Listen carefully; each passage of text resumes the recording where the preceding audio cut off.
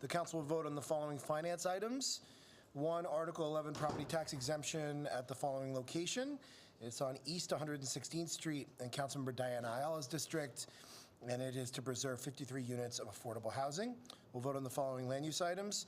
Park and Elton, it is development in Land Use Chair Rafael Salamanca's district. MEC 125th Street, it's an Article 11 tax exemption which will help with 404 affordable housing units in Councilmember Diana Ayala's district.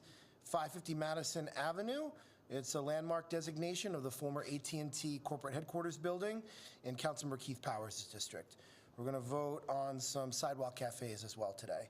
We're going to vote on the following pieces of legislation. Introduction 4 ADA, sponsored by Councilmember Danny Drum, would require the Department of Youth and Community Development to establish a plan to provide information about resources and services relating to immigration relief and benefits for runaway and homeless youth in programs operated by DYCD.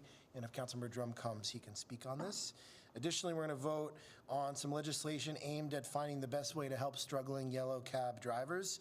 Introduction 1069, sponsored by Councilmember Mark Levine, would require the TLC or another agency or office designated by the mayor to study the problem of medallion owner debt. Medallion debt is, of course, a real problem for drivers, as we've seen since our last stated. Sadly, tragically, another driver, Roy Kim, took his own life. It's a heartbreaking situation. The council is committed to trying to find solutions that will help drivers deal with changes in the industry. We have lost 8 drivers to suicide. It is too much. Councilmember Levine couldn't be with us today, but I wanted to thank him for his work on this issue. We'll be voting on 2 other pieces of legislation, suspending alternate side parking regulations on 2 dates that are also very important within communities across the city.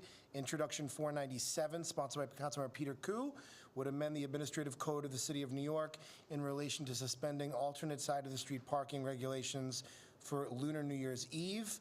I want to thank Peter for that. And Introduction 370, sponsored by Councilmember Rafael Salamanca Jr., would amend the administrative code to suspend alternate side of the street parking on 3 Kings Day. So I want to thank him. Next, the council will vote on 3 pieces of legislation sponsored by Councilmember Joe Borelli that relate to operations and reporting by the FDNY. Introduction 1054 would require the FDNY to make all components of applications for fire alarm plan examinations and inspections available for online submission. Introduction 744 would require the FDNY to report to the council on staffing ratios by division of FDNY Emergency Medical Services, supervising officers, 2 FDNY EMS stations. And finally, Introduction 746 would require the FDNY to annually report to the council on potential impacts of fire protection and emergency medical services that resulted from rezonings that took place in the previous year. I want to invite the chair of our Fire and Emergency Services Committee, Chair Borelli, up to discuss these bills. Thank you, Mr. Speaker. It's very nice to see you, and it's very nice to see all of you guys here. So these 3 bills are running quite contrary to some things you might have read in the paper and some things you might have read by the Citizens Budget Commission. It doesn't seem like we're looking to cut fire services. In fact, we're probably looking to enhance them. The first bill, the bill that deals with rezonings, is a direct result of sort of a long-term failure to plan for the need for additional resources as we do rezonings, as we add density to different parts of the city. Hudson Yards, probably in your area, yes, one of the best examples. I mean, we're taking an area that was an industrial site and basically bringing a city the size of Schenectady every single day in the form of workers and residents. I mean, to give you an idea, Schenectady has 4 engine companies and 2 ladder companies just for that population. We built this without really adding anything. So it is certainly a need. The other bill deals with staffing ratios. We know that's a problem citywide, with there not being enough EMS supervisors and offering ALS and BLS, basic life support and advanced life support in different parts of the city. We know that this problem gets compounded as private hospital systems end their voluntary ambulance tours. So it's something that we want to keep an eye on. And the last bill is just a pretty simple solution. It's making sure our plans, fire alarm plans that can be digitally uploaded, can be accepted by the fire department. There's no reason for folks to have to go to Metro Tech every time they want to file a permit or get a permit or amend a permit. So, Speaker, thank you for passing these bills. You guys look great, and thanks so much. Thanks, Joe. I want to call up Councilmember Drum to discuss the bill we're passing today on DYCD. Sure. Thank you very much, Mr. Speaker. In 2010, the council passed and the city enacted Local Law 6, legislation that I introduced to improve how the Administration for Children's Services deals with immigrant children in its custody. Specifically, there was concern that young people were aging out of the system before getting the opportunity to apply for immigration relief. Intro 480A's purpose is analogous, but focuses instead on undocumented immigrant, runaway, and homeless youth being served by the Department of Youth and Community Development and its providers. These youth often find themselves in precarious positions due to their status, and that is only exacerbated when they are without a home or family support. Intro 480A would require DYCD to establish a plan to provide information to runaway homeless youth about resources and services relating to immigration relief and benefits through programs funded by DYCD. The bill would require DYCD to focus on informing as many youth as possible about the availability of immigration services and resources, including information in multiple languages, ensuring that information provided to youth is current and accurate, including information about age limits or deadlines, establishing mandatory training for relevant staff, and assisting LGBTQ youth in a culturally appropriate manner. Finally, the proposed bill would require DYCD to report annually on its efforts. Today, with this bill, New York City has reaffirmed its commitment to improving how it serves its most vulnerable residents. And as a result of Local Law 6, thousands of youth were helped and prevented from being deported because of that legislation. And we're hopeful that this legislation will provide similar results. So I want to thank Legislative Counsel Paul Senegal and Speaker Johnson and Chairman Chaka and Rose for ensuring that the City Council continues to be a leader in protecting and advocating for our runaway and homeless youth. Thank you very much. Thanks, Danny, and happy birthday to you and Katie Honan. 80. The council will also vote on 2 items today that I sponsored as Speaker in opposition to the public charge rule that is being considered on the federal level. Resolution 608 would grant the Speaker of the City Council, myself, the authority to submit a comment on behalf of the City Council in opposition to the Trump administration's proposed public charge rule. And in Resolution 609 urges the federal government not to move forward with the rule's adoption. This is a disastrous proposal that would result that the Trump administration is putting forward. We have until December 12th to have our voices heard, and I hope as many people as possible, to what day? December 10th. To let our voices heard. I want to thank the press for covering this issue and getting the word about the comment period. You can tell readers and viewers that if they want to comment, they can go to www.ouramericanstory.us, and they will find instructions and templates on how to craft a unique comment. Finally, the council will vote on a package of legislation aimed at preserving the voting rights of the formerly incarcerated, folks who are incarcerated and sentenced to probation. Introduction 367, sponsored by Councilmember Salamanca, would require the Department of Probation to distribute written notices on voting rights of people sentenced to probation during the intake process. And Introduction 514A, sponsored by Councilmember Roy Lantzman, will require the Department of Corrections to provide written notice regarding the voting rights of formerly incarcerated people in the state of New York upon release, along with voter registration forms. I want to invite Councilmember Lantzman up to discuss his bill. Thank you. Good afternoon, everyone. The disenfranchisement of voters is a very serious problem all across the country, particularly voters of color. And one of the most pernicious means of disenfranchising people is by prohibiting people with criminal records from voting. That has created a lack of knowledge and a misunderstanding about what the voting rights are of people who have been incarcerated. And what this legislation does is requires the Department of Correction to inform people who are leaving its custody of their voting rights and to provide them with voting registration forms.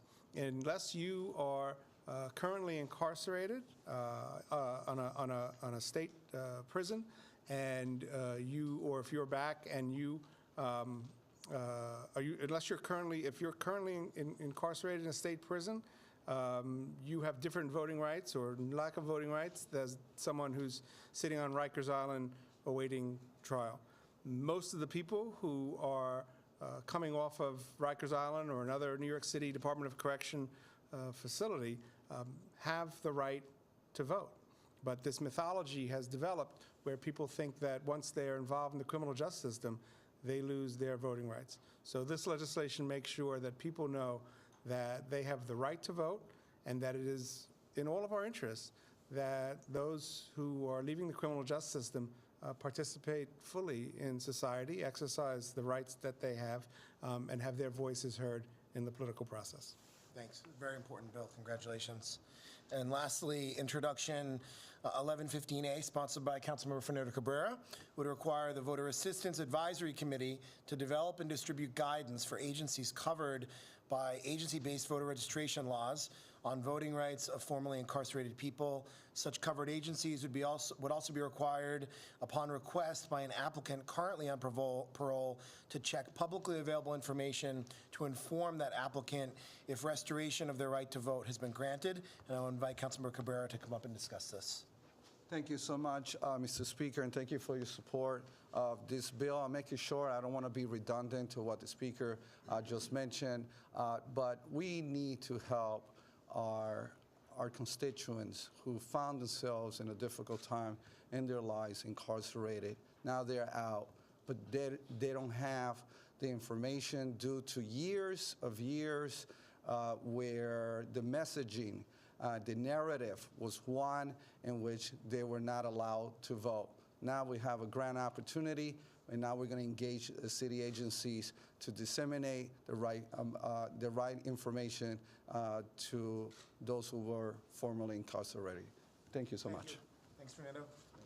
And that concludes today's agenda. Happy to take questions first on any of these issues, and then happy to take any off-topic questions. Yes, Jeff. Just a point of clarification on the voter registration bills. I mean, is this only going to people who are incarcerated in city jails, or is this also working with people that were incarcerated upstate and now coming back to prison? No, it's only people who are in city jails. We obviously don't have the authority to tell the state Department of Corrections what to do. But you know, almost everyone in city jail is awaiting trial, so they certainly have not been convicted of any offense that would prohibit them from being able to vote once they're out. Any other on-topic questions? Great. Off-topic. Actually, one on topic. Laura, do you plan on campaigning on Rikers Island? Would you do that? You mean campaigning literally on Rikers Island, or making closing Rikers Island an issue in my campaign? Really visiting Rikers Island and telling the incarcerated people there to vote. Good. Well, this is the Speaker's press conference, and I know that my colleagues don't want to be caught up in my campaign. I cede this time to you. No. Good. You know, if you don't mind, just a moment. No, please. I was very I have honored. the same question. Well, you're going to join me, aren't you? I was very honored to be with Kerry Kennedy when we bailed out the first person in the mass bailout program, which has been phenomenally successful. I think 92 people who were bailed out had court appearances, and 90 of them showed up and made them.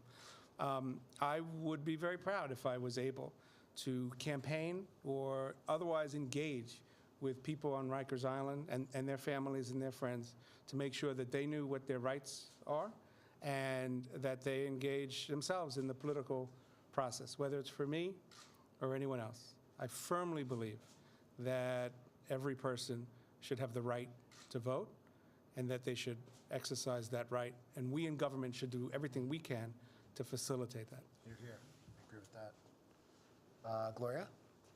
Hi. So we had a story today about the Two Bridges Yes. project. Yep. And the city appears willing to move forward with that project without going which I don't support.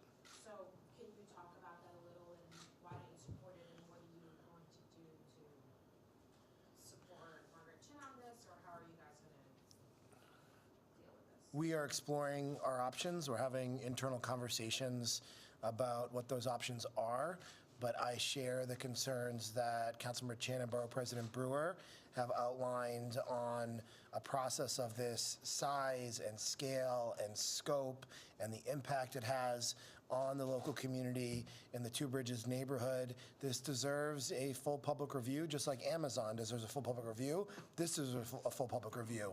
And so I stand shoulder to shoulder with Council Members Chin and Borough President Brewer, and we are having conversations about what is possible. And I'm disappointed that the Department of City Planning and the de Blasio administration for some reason do not believe that this should go through a public review, given the enormity of the project and how it's going to impact the local community. What do you make of their argument, the argument that they're making to go less of right? Are you worried that that could set a precedent for other similar projects, that they will move on these land use proposals like this? I am concerned about that, and you know that we always have, I guess you can call it most of the time a healthy tension and disagreement on when they consider something to be a modification that needs to go through a full ULURP or a minor modification that doesn't need to go through a full ULURP. But you know, on a lot of those projects, they're not extraordinarily controversial, and we can negotiate that and figure that out with the Department of City Planning. But on an issue like this, on a project that has seen an enormous amount of community opposition and concern, a project that is gigantic and is going to have, I think, a significant impact on the local community, this is something that should go through a full public review. And I am concerned that if you do this, you set precedent in the future to allow similarly large projects to not go through that. And so I'm going to be having a conversation with Councilmember Chin today about this to figure out how we can be supportive of her. Yes, sir. What's your name? I didn't hear you, sir. Okay, good to see you. On the e-bike issue, Mayor de Blasio just said at his press conference, reasserted his belief that the e-bikes are dangerous. Given the fact that drivers have killed 150 pedestrians this year, e-bike and e-scooter riders have killed none, do you agree with this assessment? And can you speak a little bit more on your position on that bill, on those bills? Well, the most deadly vehicles in New York City are trucks and buses and cars. And we need to break the car culture in New York City. And we need to enable cyclists and pedestrians to be able to get around the city in a safe way. I am actually excited about this package of bills. I'm going to follow it closely as it moves through the legislative process. And I also want to just say that I have real sympathy for the delivery workers who are being hit with tickets while they're just trying to do their job. Not all, but many of them are immigrants. And to see their bikes being confiscated and taken away from them and how that affects their daily lives is, I think, not right. And we need to try to fix that. On the scooter issue, you know, there are some legal concerns which we're trying to sort through related to the state, related to the Department of Motor Vehicles and the sort of registrations of this. But I still think it's important to introduce these bills, to have a hearing on these bills, to hear from the public, to hear from the relevant city agencies on what the potential concerns are. You know, we want to make sure trucks and cars and buses are deadly. They kill people. They injure people every single day in New York City. And to stand with family members who have lost loved ones, especially family members who have lost children, to crashes involving trucks and cars, they're the real dangers. At the same time, there are concerns from people across New York City about cyclists who don't obey the rules of the road. And so I always want to encourage cyclists to use the protected bike lanes that have been installed, to not go the wrong way down the street, to not ride on sidewalks, and to be safe when they cycle as well. But these are not morally or safety equivalent things. One is very deadly, one can injure people, but not in the same way as trucks and cars. So would the city council be, given the fact that if e-bikes and e-scooters are legalized, the proponents are arguing that there's going to be a many-fold increase in the people using them. Would the city council be pushing for more funding for protected bike lanes in the next year's budget? I don't want to sort of get ahead of ourselves. I think I want to have the hearing and sort of understand the issues surrounding this. So I support protected bike lanes. I think some of the first protected bike lanes in Manhattan were in my council district before I was elected to the council. There was the 9th Avenue bike lane. It was short. It was 9 blocks between 14th Street and 23rd Street on 9th Avenue. It was like the first protected bike lane, I think, in the entire borough. And then we came over to 8th Avenue and did between 14th and 23rd. And then we expanded up 9th Avenue. We just got 5th Avenue. We just got 7th Avenue. So I am grateful to have protected bike lanes because they save lives. And it's nice to have the infrastructure in place so that if we do innovative, forward-thinking things, that there's protection in place. So I've always been a proponent, I shouldn't say that. I was a skeptic of protected bike lanes when I was on the community board. When I learned more about them, since that time, I have been a proponent because I know they save lives. Rich? Councilmember Torres, later today, is supposed to be introducing legislation that's going to require restaurants and retail outlets to accept cash for customers, so it doesn't happen at certain businesses. I wonder what your thoughts on that legislation. I think it's an interesting idea, and I don't know enough about it, but from what I read, this is a issue that disproportionately affects low-income people and communities of color, where people may not have access to credit cards. So anything we can do to sort of level the playing field and make sure that everyone has equal access, I think is a good thing. But this will move to the legislative process, and I'll learn more about it. But it sounds like an interesting proposal to me. I haven't talked to Richie about it one-on-one, but I'm sure I will. Do you personally like the option of being able to pay in cash when you go to a restaurant or to a retail establishment? I mean, what are your thoughts? Sure. I had never really thought of it. I mean, yeah, I think you should be able to do both. But I also am not someone who has to worry about having access to having a card that I could use to pay for something. I try to put myself in the other person's shoes when we are considering these things. And so it will go through the legislative process, and we'll handle it in a responsible manner. Jeff? Oh, sorry, you next. Past couple days, weeks, a lot of your colleagues have been hosting and attending press conferences opposing Amazon, or aspects of the Amazon deal piece. I don't think you attended any of those. First of all, is that correct? And second of all, I mean, what's the latest status of what the city council can do or should do about this deal? Is there anything, or you just kind of have to sit back and let the advocates lead here? Stay tuned. We are working on this, and we'll have more to announce soon on it. We're working very hard. We've spent an enormous amount of time since this was announced internally figuring out how to handle this. I have major concerns on the subsidies, and I don't think there is any defense to subverting the public review process on land use. I don't understand why 2 privately owned or 2 sites that aren't really related to Amazon were folded in to the general project plan. I have concerns over the state subsidy involved through the Excelsior program. I have concerns over ICAP and REAP, the 2 non-discretionary subsidies that Amazon is taking advantage of. I have concerns over Amazon's labor record. I have many, many concerns about displacement, about gentrification, about the pilot involved here. More concerns than I can even voice on this. Stay tuned, the council is working on this. I haven't attended, that hasn't been purposeful, it's just mostly been because I've been dealing with other stuff. But if it worked, I would be happy to attend and voice the concerns I have. But I think you'll see the council do something on Amazon soon. Yes, tell me your name? Van. Yeah, I thought it was Van, good to see you. Can you speak to the, From New York One?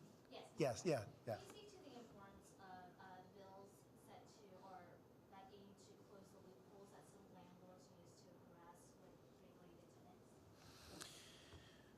Well, this package of bills, 18 bills that are in a package, came out of a really important series that the New York Times had published earlier this year. There were a lot of reporters that worked on that package of bills, but Kim Barker, I think, was one of the lead people. She similarly did a great package story on three-quarters houses a couple of years ago. And after she published that piece, the council acted in a legislative manner on areas that we hadn't really thought of. So this really came out of investigative reporting. So I'm really grateful to her and to the team at the Times that worked on this. This package of bills is really to protect tenants. And we saw many deficiencies through those articles. We saw landlords who were using construction as a means for harassment. We saw false documents being filed with city agencies. We saw not enough auditing happening of those documents. And we've seen process servers where tenants end up in court not being monitored properly. So we took all of the deficiencies and problems and loopholes that was uncovered in that time series, and we saw where we had legal authority. And so as soon as I read that series, I texted the staff here and I said, what can we do on this legally? I texted Rob Newman, who's right here. And the staff at the council with council members have been working on that package of bills for the last 6 months or so, or 5 months, whenever the series came out. So we're really excited. We're excited that we're going to protect tenants in New York City. We're excited to close some of these loopholes that have existed. Ultimately, though, not to in any way minimize the importance of this, we really need major action in Albany. We need, in the legislative session this upcoming January, to repeal vacancy decontrol, to get rid of the preferential rent loophole, to close the major capital improvement loophole on MCIs, to get rid of the vacancy bonus loophole. We want a real tenants package in Albany, and our package here at the council, plus that potential package of bills at the state level, would have a major effect for tenants in rent-regulated housing, and it would stem the tide in losing additional rent-regulated units across the city. It is much more affordable for the city of New York to preserve the existing units that we have, instead of people ending up in homeless shelters or building new developments, which we have to do anyway, but it's a lot more expensive to develop new buildings than it is to preserve the existing units that we have. Do you have any comment to some real estate groups or landlord groups who say that it might be too much government oversight and that it would hurt landlords who play by the rules and not just the bad actors? I don't think anything here is outrageous or strange. I think these are common sense regulations and laws that will close some of these loopholes that investigative journalism showed was causing significant harm to tenants across New York City. So I don't buy that. I'm proud of these bills. I look forward to them being heard. And I want to thank Chair Cornegie, the chair of our Housing and Buildings Committee, for his leadership on this as well. Anything else? Going once? Going twice? Thank you all.